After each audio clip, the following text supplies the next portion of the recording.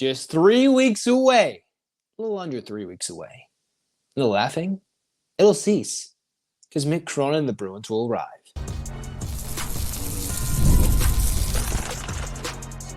You are Locked On UCLA, your daily podcast on the UCLA Bruins. Part of the Locked On Podcast Network, your team every day. Welcome, everybody, to this edition of the Locked On UCLA Podcast. I'm your host, Zach Anderson-Yoxsimer. Thanks for making this show your first listen each and every day. It's free wherever you get your podcast, and it's available on YouTube. Like, comment, subscribe. Thanks for your support. This episode is brought to you by FanDuel. And hey, all you got to do is check out FanDuel because you place your first $5 bet, you'll get started with $200 in bonus bets guaranteed when you visit FanDuel.com. So where we get started today is the UCLA men's basketball team, all right? And we'll talk about the new collective agreements in just a moment. The NIL collectives UCLA is pushing that they talked about with the UCLA athletic announcement earlier on October the 15th. But the story today is that it's 3 weeks away, right? Right now, the football team, they're the butt of money jokes, all right? You've got Deshaun Foster, who's drawn the ire of many UCLA fans. You've got Eric Bieniemy, who's drawn even more anger, and the just well-look flummoxed at quarterback with Ethan Garbers versus Justin Martin.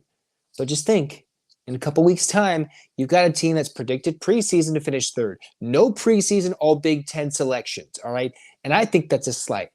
So for a team that's heading into this season as a preseason AP 22, I think I saw in KenPom preseason 26. All right, this is a team that's supposed to be top 25 good. Not last year when we were trying to make something out of nothing where it was slighted that they weren't even, thought of as a top 25 team. No, this team is good and they're only thinking they're a top 25 team, probably because their team is loaded.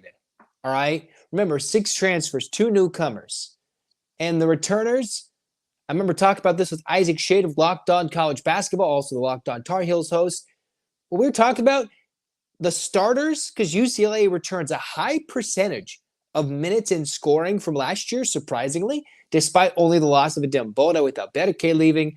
You've got Nuba leaving. You had Fible leaving. All those guys, right? And still a lot of scoring and minutes returning from last year's team.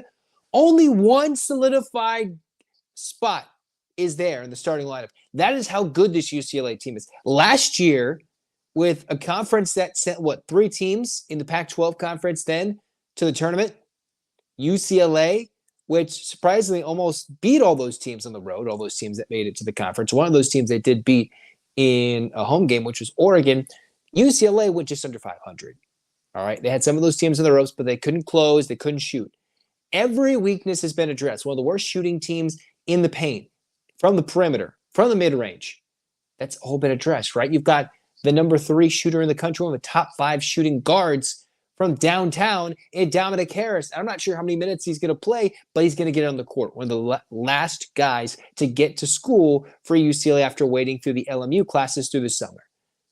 The guy who's got that solidified spot, that's Dylan Andrews, the unofficial captain, but probably the captain. He went to media days. He is your point guard. He is your floor general. You think of what Mick Cronin had when he got here. He had Tiger Campbell. And there was going to be a lot asked of Dylan Andrews in his sophomore season. He handled it and then some. Not without some cramping issues, without some poor shooting woes, but by the time the season came to an end, when UCLA needed to win just about every game to have even a whiff of minuscule NCAA tournament dreams, which they were eventually dashed in the Pac-12 tournament by Oregon, it was Dylan Andrews who's showcasing he can get to the cup late in games, he can make a mid-range jump shot, he can get his own shot, and started to show that he had a significant downtown shot. He can hit threes, and that's supposed to have even gotten better from the summer. And let's not forget Jalen Clark 2.0 in what Mick Cronin's comparing the Naismith Defensive Player of the Year for, Pac-12 Defensive Player of the Year, Kobe Johnson. All UCLA has done in recent years was get the last 2 Pac-12 basketball Defensive Player of the Years, and they might have this year's Big Ten Defensive Player of the Year in Kobe Johnson. You mix in a Summit League Defensive Player of the Year, a rim rocker in William Kyle III, a bona fide scorer who I thought someone was talking a little trash about, Bilodeau, as someone who you got him from Oregon State. Yeah, an Oregon State team that's just as many years away removed from an Elite Eight appearance that UCLA is removed from a Final Four appearance. Not that Bilodeau was on that team, but he wasn't the sore spot on Wayne Tinkle's team. He was a bright spot for Oregon State, a team that did, mind you, beat Arizona last year. So you got Bilodeau on that team. You have one of the most competitive backcourts in the country. All right? From Sebastian Mack to Sky Clark, Dom Harris, Freeney as a freshman battling for minutes. Let's not forget Trent Perry, who comes in as the last-minute All-American commit to go to UCLA. All right? This is a team that is stacked top to bottom. Let's not forget you got Brandon Williams. You got Devin Williams, a 6'10", 6'11" guy, waiting to get strong enough to get on the court. You've got a Diamara who was supposed to be the darling angel of last year's class, could still be that guy in a year, 2 or 3, as Mick Cronin's alluding to some of those 24 guys or 23 guys in commits. They need more time to develop, like Brandon Williams, a young commit from New York, Devin Williams, a young kid from Corona Centennial, and a Diamara from Spain. Those are guys that need time to develop and were given precious minutes last year and could find time on the court. Or they might not. But it's a UCLA team that is designed to succeed. They'll be with losses. They have one of the tougher schedules in the country.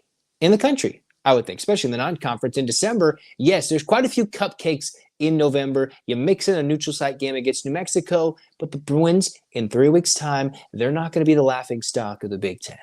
All right. Yes, football will be rounding out their schedule, and I hope they get some wins. I want Deshaun Foster to succeed. I want all these guys to succeed. I still believe there's a win, hopefully 2 or more out there for UCLA left in this schedule, but they got to prove and do it. But right now, the mantle is being carried in those big couple of sports for UCLA between football and men's basketball by Mick Cronin, because he's gone out. The support has been backed up. Now that they're about to announce, and they've done it, how they've restructured the NIL, UCLA already got it, and now they've restructured it. What do I mean? We're not 3 weeks away from change. That's happened today. 3 weeks away from the laughingstock being gone sorts, right, to going to the men's basketball side, but the change and hopefully brighter future for football, the women's sports, the men's sports, how UCLA competes in the champions made here mantra of yesteryear turning it into tomorrow, that is something that's come out, and they've already established it on October 15th. What do I mean? Let's talk about it next on Locked On UCLA.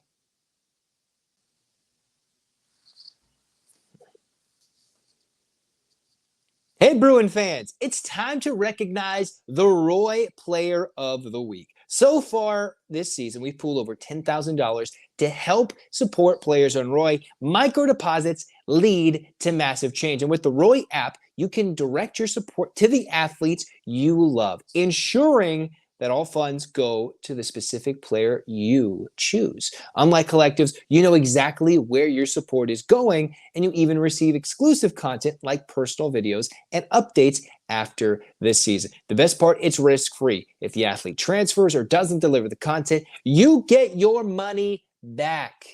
This week, I'm supporting Carson Swessinger, all right? And I'd love for you to join along. Even $10 makes a difference. Let's show Carson the love and support to keep him connected to our school. Remember, pay today, celebrate tomorrow. Your support sets up the team for success. Don't miss out on Roy's exciting giveaway with 2 tickets to a game in November. Just download Roy, create an account, use the referral code Locked On, and you're entered. Already on Roy, any contribution to an athlete's campaign also gets you entered automatically. No purchase necessary, void or prohibited. Download Roy now, join the NIL game with no subscriptions and no fees. And be sure to check us out on Instagram, Facebook, and X at Roy, ROW_ return on you for more info. Roy, support the players, change the game.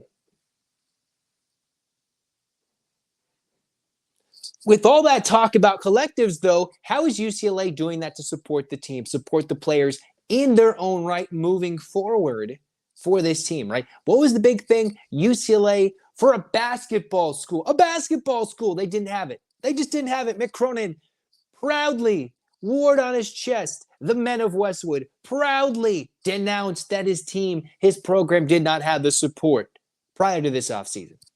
And then however he worked it, as he goes to Big Ten Media Days and says, who's the GM? I'm the GM. I'm the man. I'm in control of this program. And he backed it up. and he has made it happen. But still, you're going to need support with an infrastructure for all sports, not just basketball and not just for one season. So how do they do it? Well, UCLA has announced a restructuring of sorts with how things are going to work. All right, the official NIL collective for UCLA Athletics announces restructure. That is on the UCLA Athletic website. Here is what the major changes are. So remember, we've had the Champions of Westwood, which was more the women's basketball, women's sports type of collective. You had the Men of Westwood, which was going directly to football and men's basketball. And you're like, there's so many different things. This is like the branches of the government. What's going on right now? No. All right, what is going under? Now there's a bigger umbrella. It is called the Champion of Westwood, the official NIL collective of all UCLA student athletes, right? In this day and age, trying to figure out how it all works to get it under one umbrella is probably the best way to do it. Not to have this collective, that collective. I kind of want to love basketball, but not football. I want to love the women's basketball team. And no. You got to support them all. If you're UCLA Bruin, you want all the teams to succeed. So now what they've done is there is a major umbrella called the Champion of Westwood. The three distinct NIL funds, which I think is a better idea, right? You've got the existing Men of Westwood Fund, which exclusively will support men's basketball. Then you've got the existing Champion of Westwood Fund, Champions Fund, if you may deem that term, to support women's basketball and the Olympic sports. Okay. And then there's Bruins for Life, a new arm established to focus solely on football. All right. So now there's a major come together, a major merge, some synergy with what they're doing in the NIL game. And I'm hoping that this is what UCLA needs to figure out how to support their programs as a whole. Because we're going into a new day and age where it's not just scholarships, it's directly paying the players, y'all. Like, it's going to get serious. The SEC is going to get a bunch of players. The Big Ten team, Ohio State, the joke is they got the $20 million roster, right? They got the players. They got the money. Michigan is probably going to figure that out soon. You know, when USC maybe starts crawling from wherever their Lincoln Riley shadow is, they might start paying people, all right? Oregon, they got Nike money, all right? And whether we're saying that when people got money, they're going to figure it out, whether it's now, tomorrow, or soon. And UCLA had to figure it out, and this is what it says, all right? This streamlined structure, this is from the release, and focus on enhanced NIL opportunities will significantly benefit UCLA student athletes, and support for Champion of Westwood will be recognized by the Wooden Athletic Fund and the university. All right?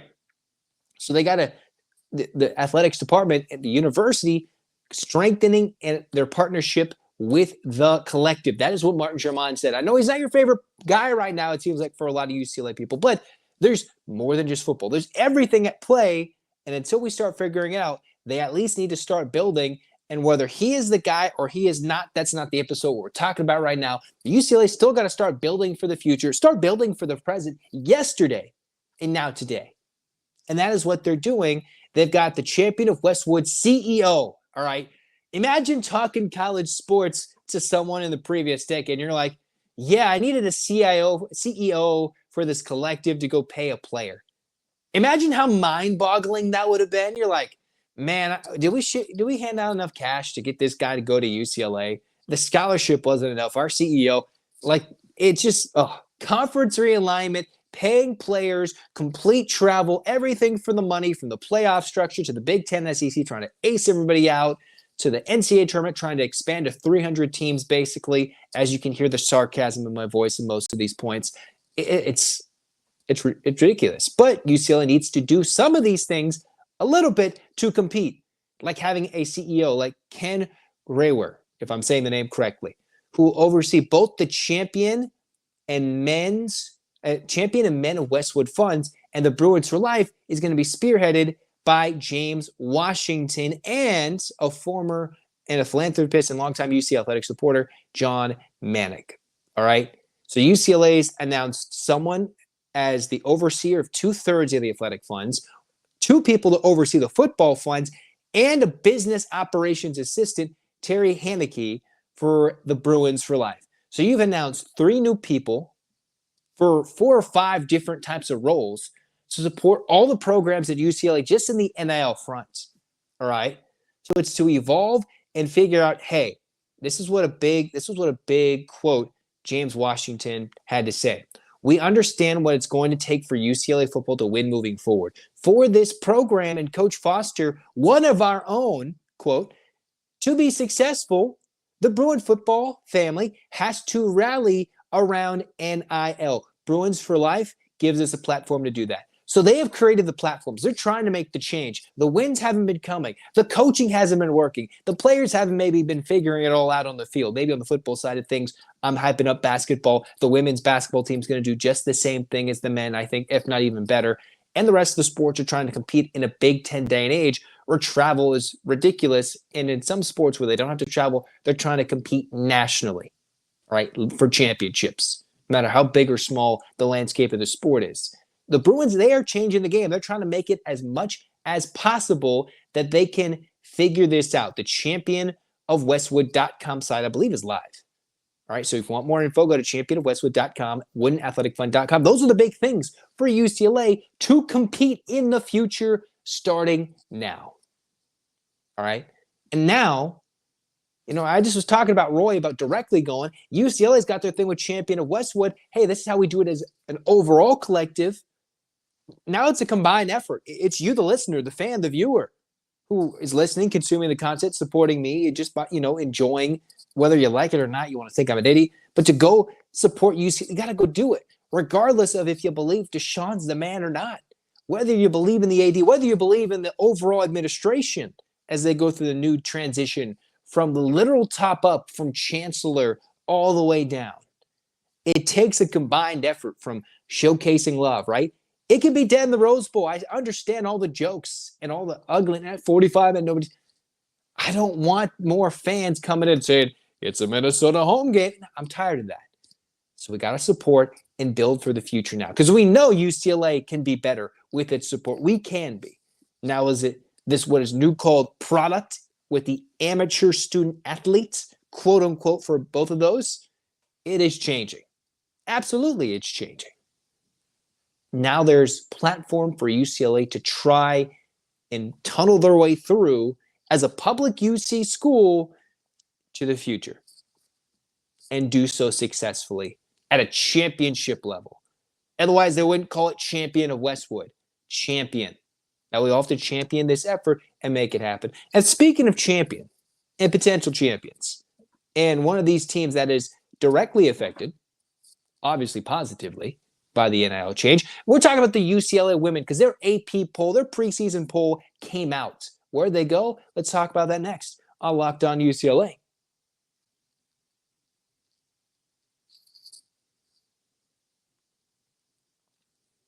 NFL fans, you can start the season big with a big return on FanDuel, America's #1 sportsbook. So when you get a hunch in the middle of the game, you check out the latest stats, view live play-by-play, and so much more on the same page when you place your bets. You'll get started with $200 in bonus bets when you place your first $5 bet. Wait. Let's go back. You can get started with $200 in bonus bets guaranteed when you place your first $5 bet. That's FanDuel.com to get started.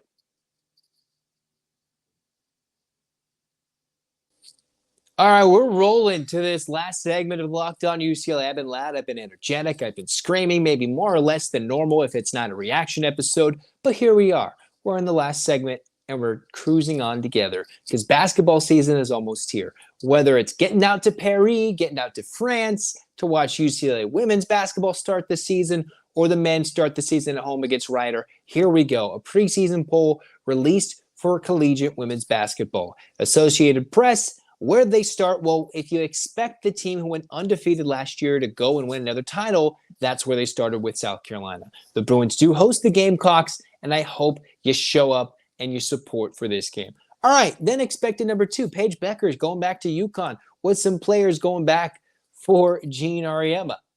All right, you've got a UConn team that is expected to be very good on the women's side. USC, crickets.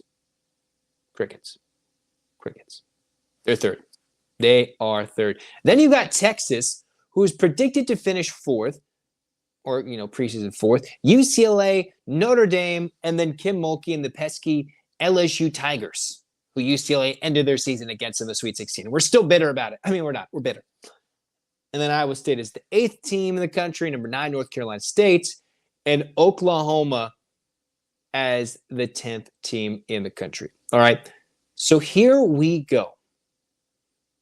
And I think I'm reading some of these. And the conference that they have listed is the wrong conference, but whatever. UCLA as the 5th best team. This team is going to be good under Corey Close. They've got 3 freshmen coming in. They've got commits for the next couple years coming in.